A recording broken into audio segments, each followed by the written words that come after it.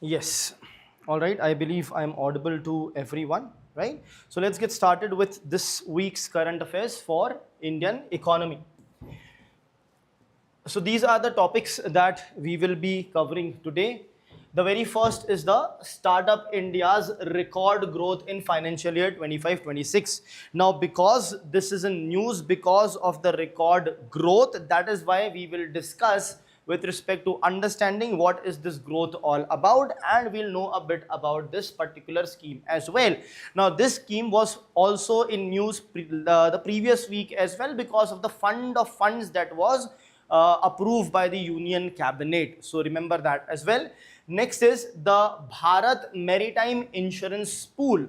So what is this insurance pool all about? What was the need of this pool? What is the benefit of having this pool? How it is going to help our maritime sector, our economy? All those things is what we will discuss over here.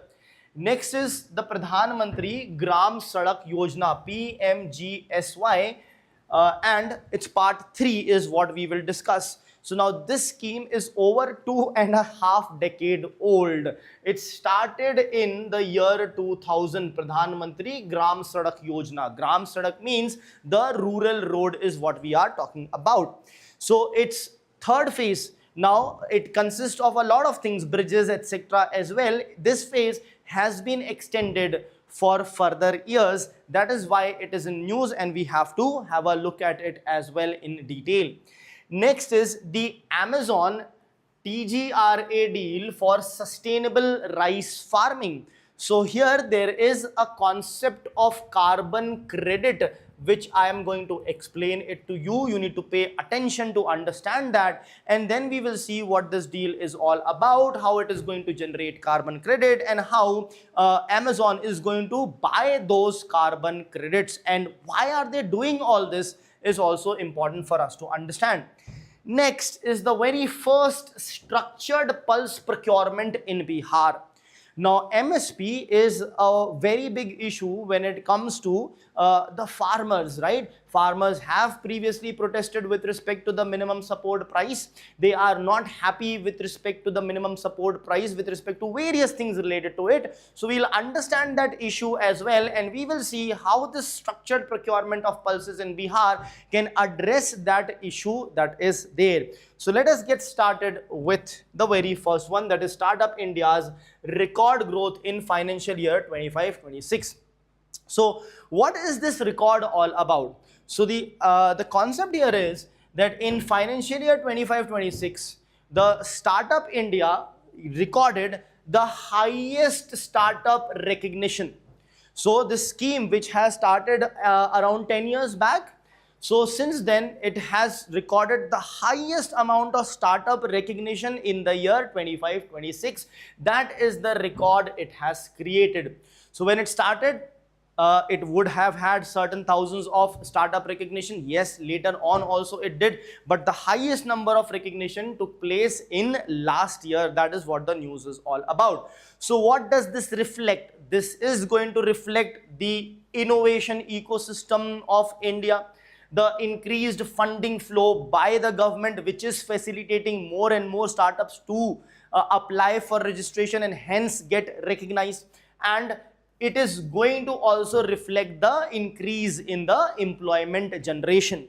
However, this alone is not going to solve our employment problem, but it will help. It will play its role. So this basically indicates what? The maturity of India's startup landscape, India's startup market, or India's startup economy is considered to be mature because the number of startups recognized or being recognized has increased. It's the highest that it has ever been. Let us now look at the numbers. Exact numbers as such are not important, but roundabout numbers you should anyhow be knowing. Right. So we have around over 55,200 startups that have been recognized in the financial year 25-26. Now, as I mentioned, this is the highest ever in a single year. Now, the total recognized startup over in India is 2.23 lakhs. That means around 20% of the startups have been recognized in the financial year 25-26 itself. So that is actually a massive number that we are talking about. Right, the total direct jobs, not indirect also, just the direct jobs. The direct jobs itself is what? 23.36 lakhs. That means on an average, every single startup is creating approximately 10 direct jobs, right? Now, this is the trend of the growth wherein the startup recognition has increased by 51%. Increased by 51%, that means if previously it was, last year it was X percent, this year it will be 1.516x. So 51.6% increase is there. Employment increased by 36.1%. So if employment was Y, it is now 1.361 Y. This is what the number here means. Let's move ahead. Now, what is a startup? See, a startup has to be a young company. In fact, if a company completes 10 years or so, it will no longer be recognized as a startup. But up to 10 years, can it be a startup? Yes. There are early stage startups, there are late stage startups as well. So, a young company which is funded by entrepreneurs for what? For introducing new products, new services, disrupting the existing market. You have the concept of Schumpeter of creative destruction, creating new things, innovating new things which is going to destroy the old things. So that is what it is over here. And creating new markets. Now, how do you create new markets? Now, for example, the Swiggy, Zomato, Zepto, etc. delivery people that are there. So we are ordering everything at our doorsteps. Now that kind of a market was not there, let's say 13 years back. Why I'm going that back long? Because in 2013-14 also there was something known as Food Panda which started this delivery services, but it was not that much prevalent. But in the last few years, it has been so prevalent that we are basically literally ordering anything and everything. In fact, if we forget something at home, we can get it donezoed, we can get it through Rapido, etc. as well. So that market has now been created. So these startups have been able to create a completely new market with new demands, which was previously not existing. Now, what are the key characteristics of the startups? Innovation driven. These startups are basically innovation driven. Scalable business models. Scalable means you can increase its scale if you can basically expand the business. That's the idea. And of course, they have a very high growth potential over here. Though that is what a startup is. Now let's talk about the Startup India initiative. The Startup India initiative, as I mentioned, launched around 10 years back. So 16th January 2013. Nodal department is DPIIT. Right, please remember this. Objective was to transform India from what?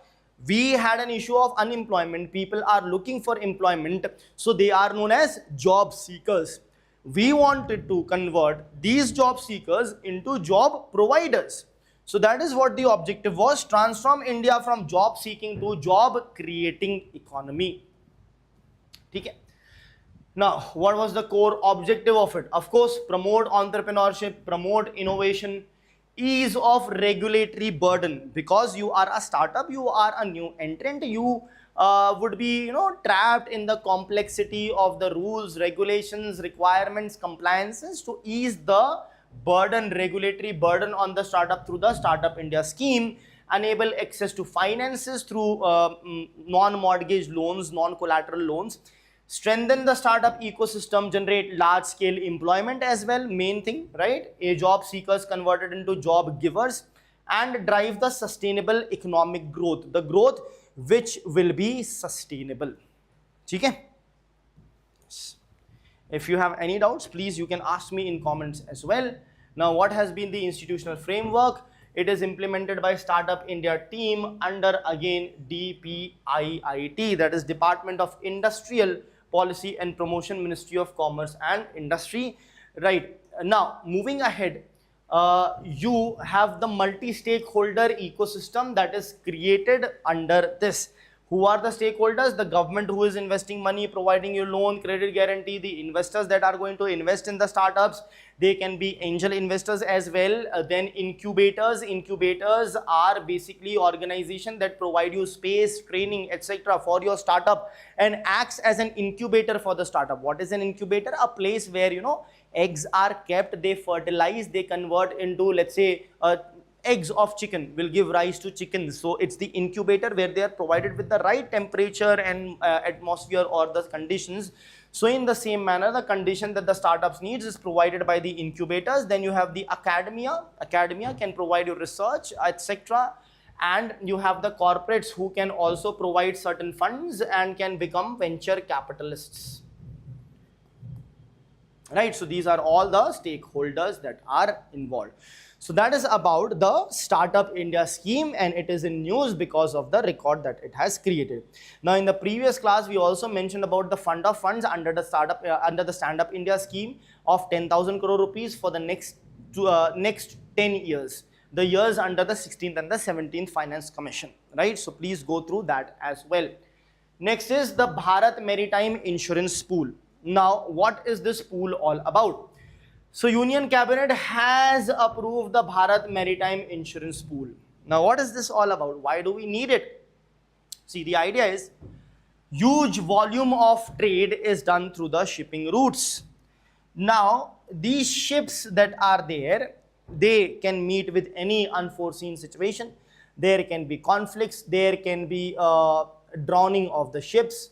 There can be, you know, the iceberg that hit the Titanic. Same thing can happen through for the carrier ships as well, right? There can be oil spillage. There can be ships that can drown, wherein there will be wreckage of the ships that are there in the ocean, right? All these are the risks that the ships carry. Now, because they carry a risk, in areas where there are risks, there will be insurance. And risk is there everywhere, so insurance is there everywhere. Now these ships, these vessels are insured against all these things.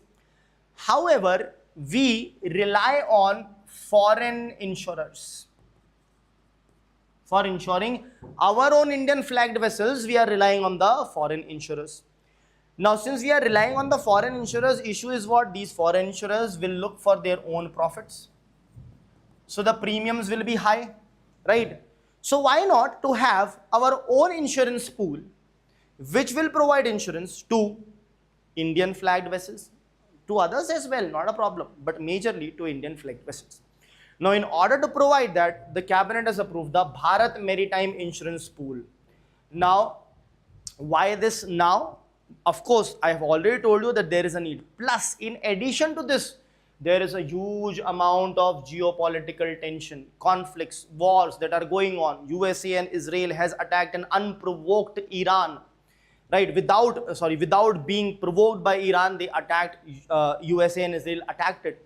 Then Russia-Ukraine conflict is going on. Plus, the things like this keep going on around the world, which will increase the risk, which will increase the insurance premium.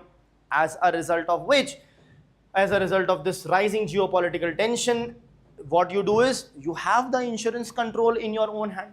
Next is the increasing sanctions and the disruptions in the global trade. Sanctions, secondary sanctions. USA has imposed sanctions on Russia. USA has imposed sanctions on Tehran, on Iran.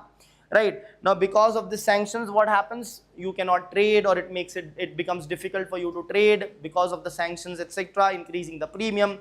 So because of these things, ultimately the insurance premium and the fees will increase. That is why not have our own, and this particular Bharat Maritime Insurance Pool, which it aims to what? To ensure continuous and affordable maritime insurance. Affordable means to keep the premium down or in check at least.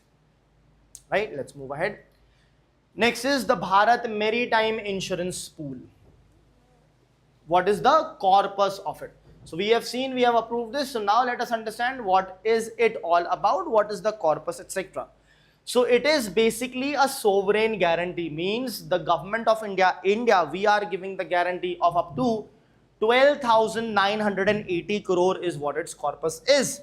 What is the nature of it? To be a domestic insurance pool.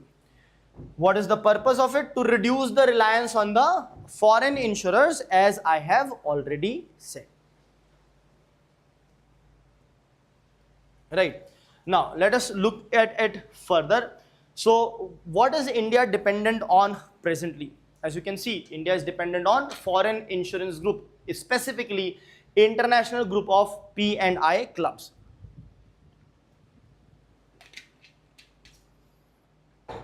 Now, this group of P&I clubs, this is basically a UK based organization. This is based out of the United Kingdom. So basically we are relying on whom? We are basically relying on the foreign players for our insurance requirement in the maritime sector. So do we want to be relying on these kind of insurance providers, foreigners? No, that is what we don't want, as a result of which we have come up with this particular requirement.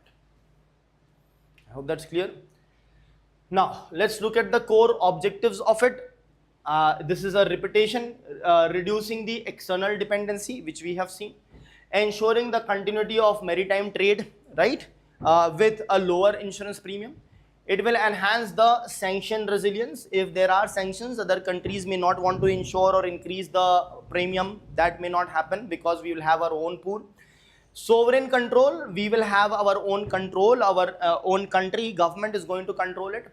And it will promote Atmanirbhar Bharat in insurance as well. Atmanirbhar means self-dependent. That means not dependent on others. So it is going to promote that particular thing. Right. Now let us look at the comprehensive risks that it covers. So this will cover major maritime risks that are related to hull and machinery. Now what is hull? Hull is basically the structure of the ship. Is hull. Machinery means the machinery, the motor, this, that, etc. of the ship. The cargo insurance, that means the cargo, the goods that it is carrying.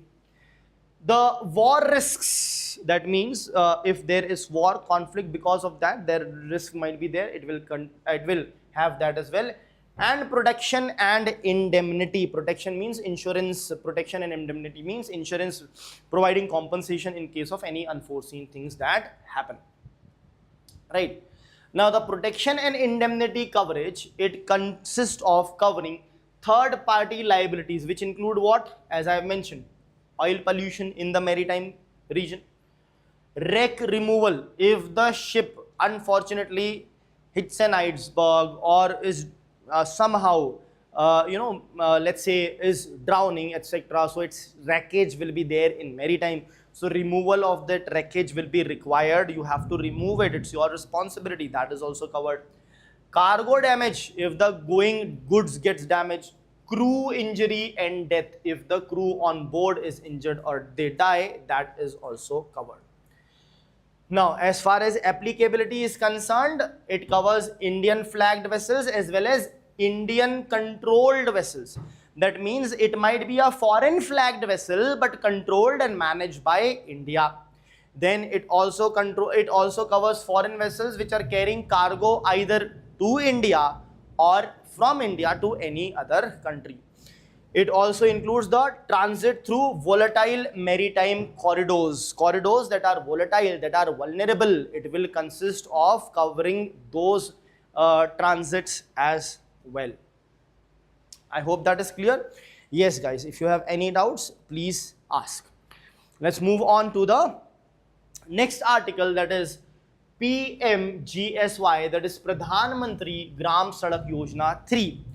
Pradhan Mantri means Prime Minister, of course. Gram means village, Sadak means road, Yojana is scheme. So this is Prime Minister's village road scheme, Pradhan Mantri Gram Sadak Yojana 3. Now, why is it in news? Because the Union Cabinet has approved the continuation of Pradhan Mantri Gram Sadak Yojana 3 by enhancing its budget allocation. So what has been the extension? The timeline has been extended beyond March 2025 up to March 28, 29. Now what is the objective of this? To strengthen rural connectivity, because it is Gram Sadak Yojana. Gram means rural, so improve the rural connectivity. Now let us understand a bit about the Gram Sadak Yojana. So it was launched in the year 2000. Now it is a centrally sponsored scheme. Now, what do you understand by a centrally sponsored scheme? See, there are basically two types of schemes, right? One is the central sector scheme and the other is the centrally sponsored scheme. The central sector schemes are those schemes that are completely funded by the government of India, and the centrally sponsored schemes are those that are funded by the government of India plus the state government. That means both the levels of governments are involved.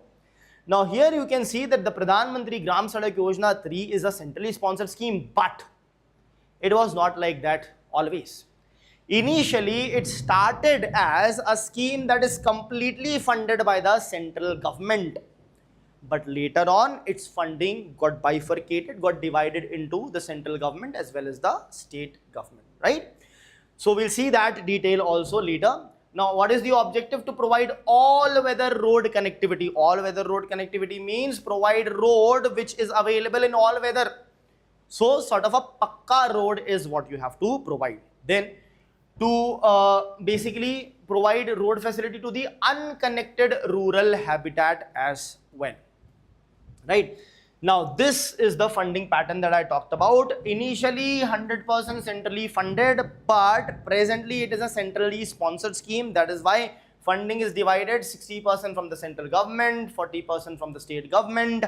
But for the northeastern states and the states with special category, it is 90:10. That means the central government will provide 90% of the funding. Now let us look at the achievements so far under the Pradhan Mantri Gram Sadak Yojana. So far we have managed to construct 8 lakh kilometers, approximately 8 lakh kilometers of road, and have connected approximately 1.8 lakh habitations that are there in India. Okay. Let us look at the evolution of the Pradhan Mantri Gram Sadak Yojana. Now, since this is the third one, so let us see what the three Pradhan Mantri Gram Sadak Yojana versions have been all about.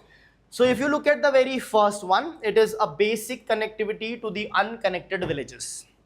If you look at the second one, it talks about the upgradation of the existing rural roads.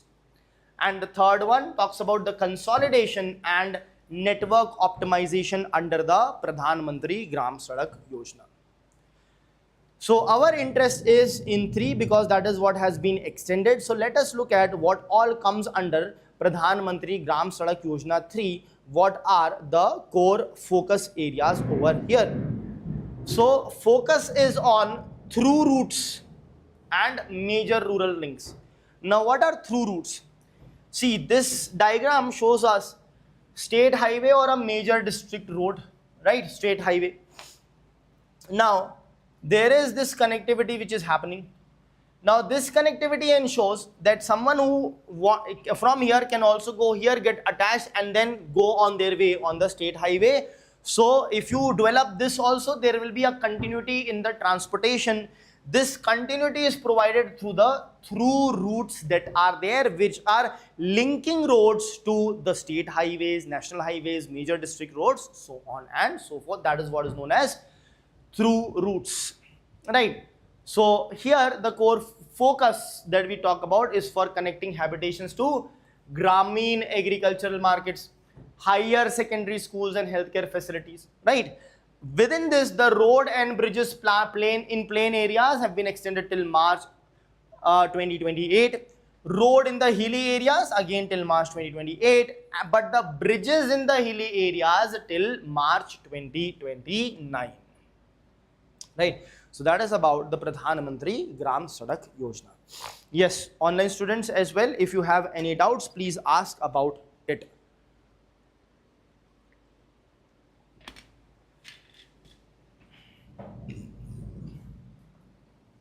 Yes, on Zoom also there are students. Yes, you have any questions, please ask. Right, Chali, let's move ahead. Anytime you can comment and ask the question. Next is the Amazon TGRA deal for sustainable rice farming, right? This TGRA is basically the Good Rice Alliance. So Amazon has come up in partnership with the Good Rice Alliance, that is TGRA.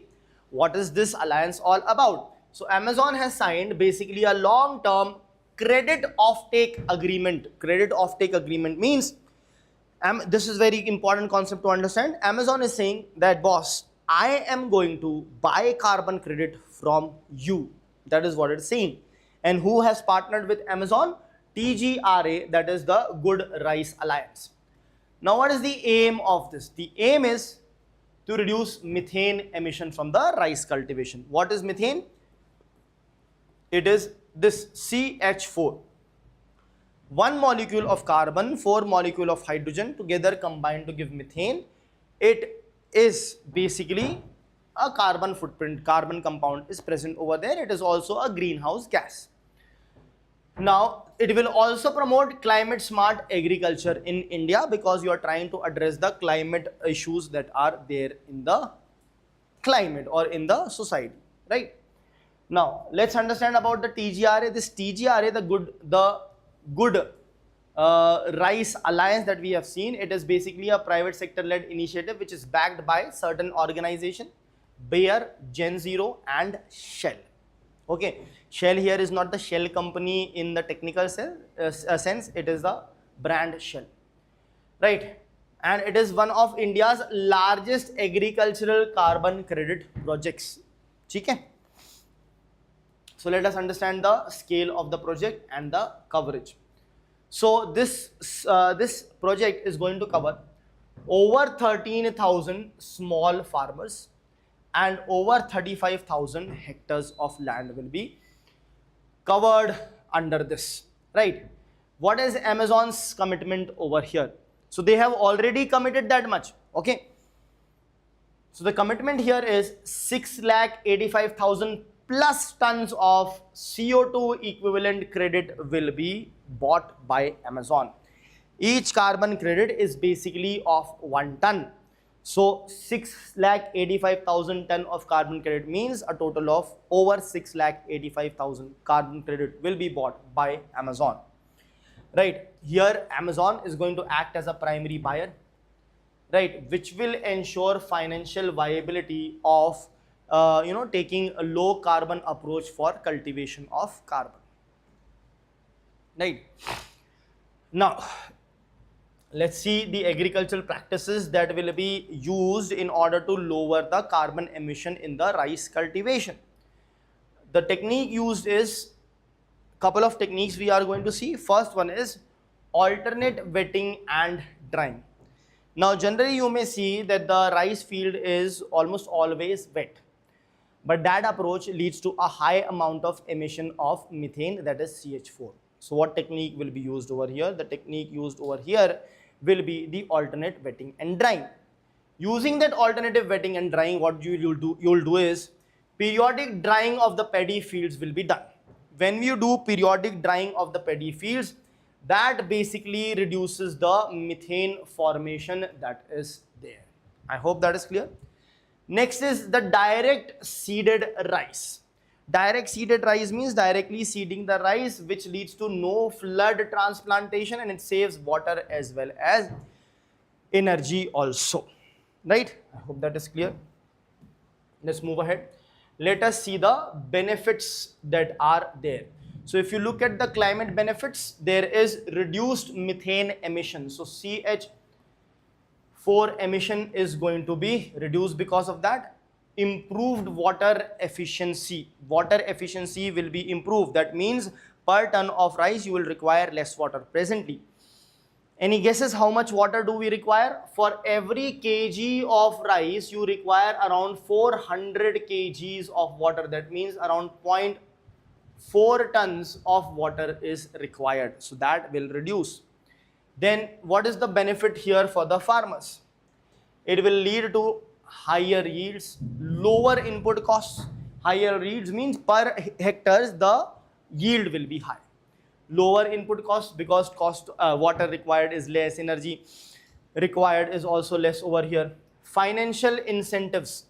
Carbon credits basically, which Amazon will buy. So when they will buy, they will give money to the farmers when they buy these these credits, right? And it will give them improved resilience. Improved resilience to what? To the climate change that is there. I hope that is clear. Let's move ahead. Implementation and verification. So how it will be implemented and verified, whether carbon was reduced or not, so that carbon credit has been created or not, and the right one has been bought or not. It will be monitored in collaboration with the International Rice Research Institute, that is IRRI, which is present over here. The standards will be verified carbon standard which will be followed. Tools used for this will be the field-based measurement, digital monitoring, and the third-party verification. That is very important. Third party needs to verify that yes, carbon was reduced, hence it can create this much of carbon credit. I hope that's clear. Yes guys, if you have any doubts, please ask, because this particular carbon credit concept is quite technical in nature. Okay, I'll explain in brief a bit what this carbon credit is all about. See, what happens is, here the farmers are going to use alternative wet and dry technique, direct seeding method, all these methods. Using all these methods, they are going to emit less carbon. This will lead to reduction in the carbon in one particular region, which is going to create a carbon credit, which will be then bought by Amazon. Because Amazon is going to buy carbon credit in terms of money, that is giving the incentive for the farmers to produce rice in a less carbon intensive manner. Okay? Alright guys, any questions over here? Nothing? Chalo, let's move ahead to the next one. First structured pulse procurement in Bihar. So Bihar basically has initiated its first structured procurement of pulses. Now, before we move ahead into this particular thing, let us understand what was the need for this.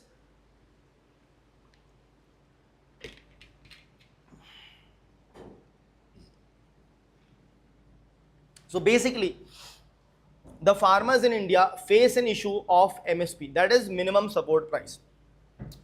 They have an issue in the calculation of MSP itself, but that's not the issue that will be resolved over here. They have another issue. What is the other issue?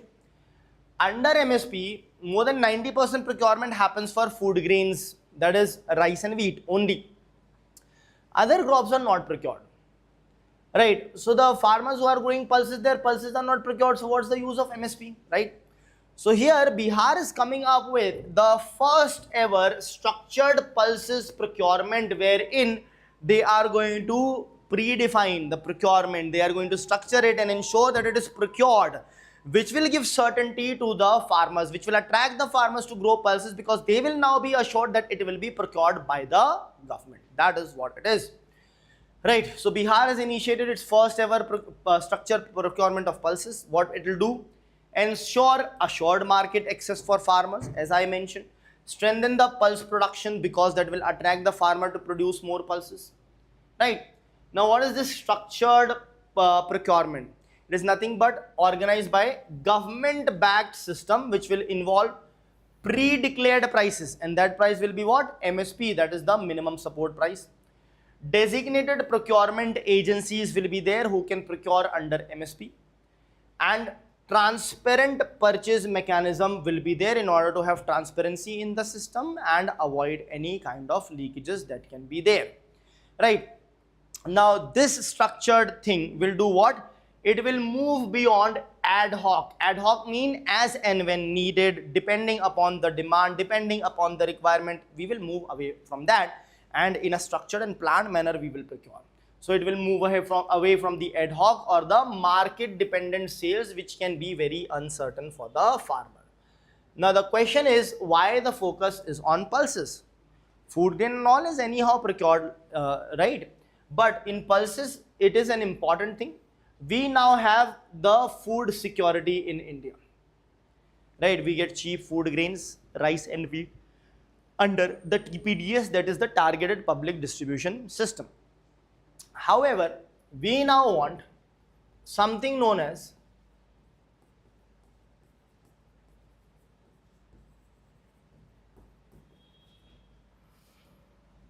nutritional security, right?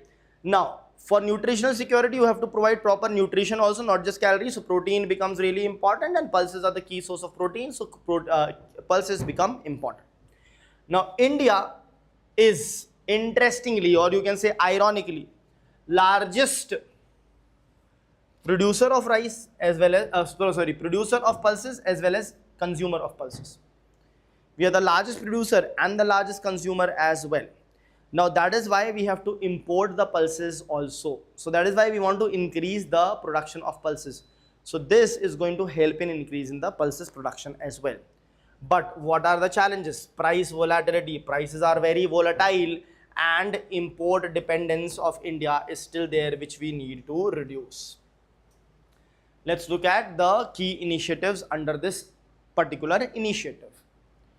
Procurement will be at what? At the minimum support price. Minimum support price is announced prior to the respective sowing season. Okay. Next, likely involvement of the central nodal agency like the NAFED, that is National Agriculture Cooperative Marketing Federation of India. Focus will be on small and marginal farmers, right? There will be digitized procurement process probably, right? Because it needs to be implemented now. What are the expected benefits for farmers? There will be assured income, reduced distress selling, because the income is assured, so they may not have to be required to sell it under distress. I hope that's clear. Now, for the economy, it will be boost to pulse production. More people would want to produce more and more pulses.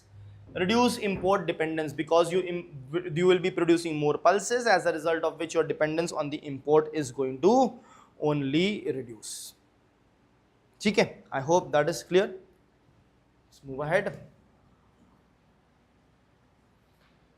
What's the significance? It strengthens what? The price support system under MSP that we have, giving more trust in the people.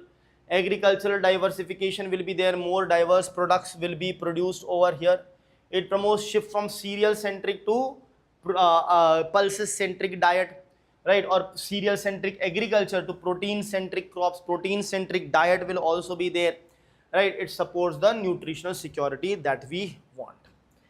However, there are certain challenges that are present over here.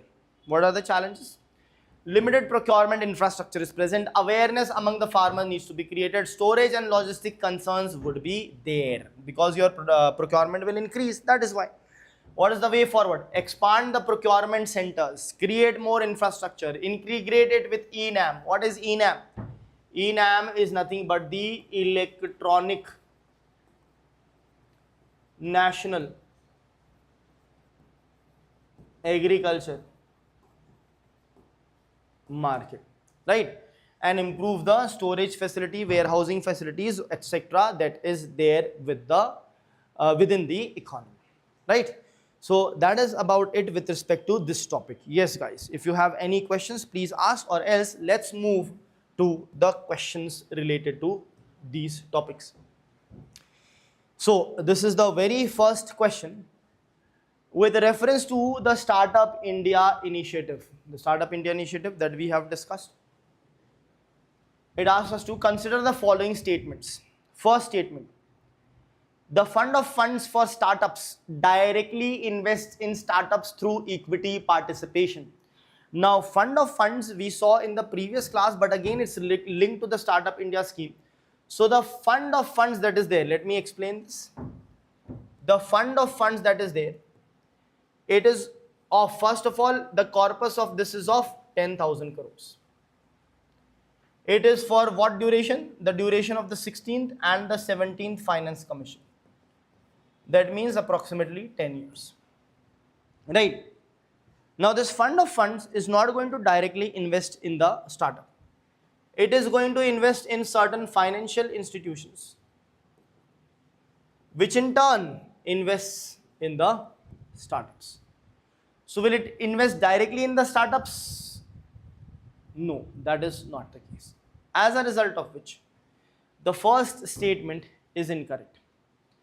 When the first statement is incorrect, option B is gone, option D is gone. That means either option A or B. Both options have B. So statement 2 has to be correct, but let us see. The credit guarantee scheme for startups enables collateral-free loans through eligible financial institutions. Yes, it does. I have said that there are collateral-free loans that are present. So statement 2 is correct. So everything now depends on statement 3. Statement 3 says the Startup India Seed Fund scheme primarily targets late stage startups for scaling operations. Why would you target a late stage startup for scaling operations? It's a late stage, already scaled up, already bigger. It will be the early stage startups that you would be targeting. So this statement becomes incorrect. Since this statement is incorrect, option C becomes incorrect, as a result of which the correct answer here is option A, that is 2 only. I hope that is clear. Let's move ahead to the next question. Which of the following risks are covered under the Bharat Maritime Insurance Pool? Okay. First statement is hull and machinery damage. That is correct. Hull is basically the ship structure which is covered. Machinery is basically the ship's motor, the ship's equipment, the ship's machine, etc. which it has. It covers that. So since one is correct, option C is eliminated. Let's look at statement 2. Cargo loss during transit. Cargo loss means the goods that it is carrying. Does it cover the goods that it carries? Yes, 2 is correct. When statement 2 is correct, option D is gone because it does not have the second statement. Then you have the third party liabilities such as oil pollution. Is it covered? Yes, it is covered. So since 3 is there, that means A does not have 3, so A will be gone. So the correct option should be 1, 2 and 3. But let's look at the fourth option. Inland water transport accidents within domestic rivers. No, it covers the maritime thing. So fourth is incorrect. So the correct statements here are 1, 2 and 3. Hence the correct option here will be what? It will be B, that is 1, 2 and 3. Right? Let's move ahead to the next question. Which one of the following best describes the focus of Pradhan Mantri Gram Sadak Yojana 3? Okay, so the first option A is providing first time connectivity to the unconnected rural habitation. No, this is under Pradhan Mantri Gram Sadak Yojana first phase. Correct? This is the first phase 1 which we have already seen in the presentation previously. Right, for the first time. So in the third phase, will you do something which is happening for the first time? Absolutely not. So that is why be clear with that. This is incorrect. Option B, upgradation of rural roads to meet the international highway standards. No, nothing of international highway standards is what we are talking about. So this is gone. D, development of expressways connecting rural and urban industrial corridors. Absolutely not. C, consolidation of rural road networks linking economic and social infrastructure. Yes, that is the most appropriate answer over here. Okay. Let's move ahead to the next one. Which of the following is the most likely impact of structured procurement of pulses by the states? So we are seeing that Bihar is doing for the very first time. So let's see, increase in the cereal production due to price distortion. Price distortion will not be there. It's not the cereal, it's the pulses that we are talking about. So option A is incorrect. Option B, reduction in protein availability in public distribution system. No, it is rather going to lead to increase. It is rather going to lead to an increase in the protein availability. So this is also incorrect. C, stabilization of pulse prices and reduction in import dependence. Yes, this can be right, but let us look at option D. Elimination of private traders from agricultural markets. It's not going to eliminate them as such. So option D is incorrect. Correct answer is option C, stabilization of pulse prices and reduction of import dependence. Next, With reference to agricultural carbon markets, consider the following statements. Statement 1. Carbon credit offtake agreements help reduce price uncertainty for emission reduction projects. Yes. Why? Because you are already agreeing to buy the carbon that is there. See, in this case, what Amazon is doing, Amazon is promising to buy how many? 6,85,000 plus carbon credits. Right? How will it buy? You will use better technologies, low carbon emitting technologies, as a result of which you will lower the emission of carbon, as a result of which carbon credit will be generated, and these carbon credits will be bought by Amazon. Now, since Amazon is going to buy such carbon, that is giving more certainty in the carbon credit market, and the first statement says that carbon credit offtake agreements help to reduce the price uncertainty for emission reduction in emission reduction projects. That is correct. So the first option is correct. First statement is correct. So since first statement is correct, option D, which has 3 only, goes away. Option 2, which has 2 only, goes away. Now 2 options are remaining, A and C. Let's look at the second statement. Methane emissions from rice cultivation primarily arise due to aerobic soil conditions. Aerobic soil condition. Now, what is an aerobic soil condition? Aerobic soil condition means presence of air. There will be presence of air in the soil. Since there will be presence of air in the soil, as a result of which this reaction is going to take place, is what it is being said over here. So this can be confusing. This is based on certain factual knowledge which you should have. But anyway, we'll come to that. Before that, let's look at statement 3. Right? Statement 3 says, practices like alternate wetting and drying can reduce both water usage and greenhouse gas emission. Greenhouse gas emission, for example, here methane is a greenhouse gas. Will it reduce the greenhouse gas emission? Yes, it is going to reduce the greenhouse gas emission. There is no doubt about that. Right? So since it is going to reduce the greenhouse gas emission, that means what? That means the climate change, which is nothing but the increase in the temperature of the world, is also going to go down basically. Okay? Sure. So what is this alternative wetting and drying technique?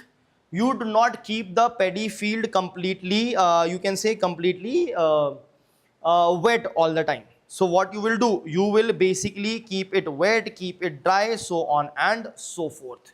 Whereas when that is the need of the hour. Okay? That is when you will do these things probably.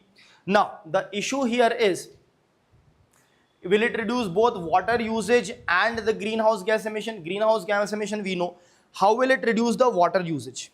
It will reduce the water usage because the idea is you will keep the paddy field dry for some time. Since you will keep the paddy field dry for some time, what it is going to do is, it is going to require less water for you. Why? Because the paddy field is actually dry. Okay? Now, so the third statement is correct. Since the third statement is correct, third statement is present in option A as well as option C also. So everything now depends on option the statement 2.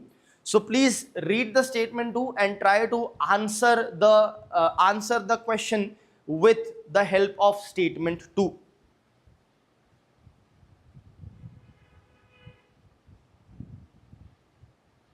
Right? Please read it. Methane emission from rice. Methane emission from rice arise due to what? Aerobic soil conditions. They are talking about aerobic soil conditions. I have also mentioned what is the meaning of aerobic soil conditions. Aerobic soil condition means presence of air in the soil. So does it happen because of that? It is incorrect. In fact, it happens because of anaerobic soil condition. Anaerobic soil condition means soil condition wherein there is absence of air, not the presence of air, which will lead to the production of methane. So statement 2 is incorrect. Since statement 2 is incorrect, option C becomes incorrect, and the correct answer here will be option A, that is 1 and 3 only. Remember these two words, Aerobic reaction means presence of air. Presence of air as in oxygen will be present over here. Anaerobic reaction will mean absence of air. So absence of air here is going to mean absence of oxygen. So in absence of oxygen, this particular thing happens. That is why the statement 2 is incorrect, and the correct answer is so since statement 2 is incorrect, only 1 and 3 is correct, and hence the correct answer here will be A, that is 1 and 3. All right, so that's about it from me today. Please read the readers that is given to all of you. If you have any doubts, raise it, bring it in the next class as well, and ensure that you study from the reader more in detail as well. So that's about it from my end and from Legacy IAS Academy. Make sure you subscribe to the channel and hit that bell icon so that you are notified whenever a new video is uploaded or we go live on the channel. Thank you.